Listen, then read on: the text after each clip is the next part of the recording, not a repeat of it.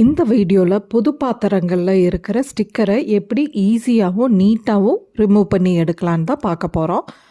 அடுப்பை பற்ற வச்சுக்கலாம். ஸ்டிக்கரை அடுப்பில் நல்லா ஹீட் பண்ணிக்கலாம். டைரெக்டாகவே ஹீட் பண்ணிக்கலாம்.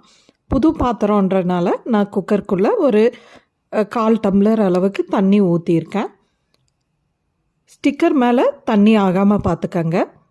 இப்போது ஸ்டிக்கரை டைரெக்டாகவே ஹீட்டில் காட்டினா நல்லா ஸ்டிக்கர் சூடாயிரும். சூடானதுக்கப்புறம் லைட்டாக சுரண்டி விட்டு அதை ரிமூவ் பண்ணி எடுத்தால் அழகாக ஸ்டிக்கர் ரிமூவ் ஆகி வந்துடும். ஸ்டிக்கர் நல்லாவே ஹீட் ஆனனால ஸ்டிக்கரோட மார்க்ஸ் எதுவுமே அந்த குண்டால் இல்லை.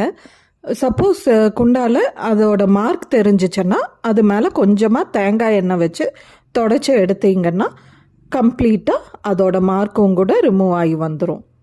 நீங்களும் இந்த ட்ரிக்கை ட்ரை பண்ணி பாருங்கள்.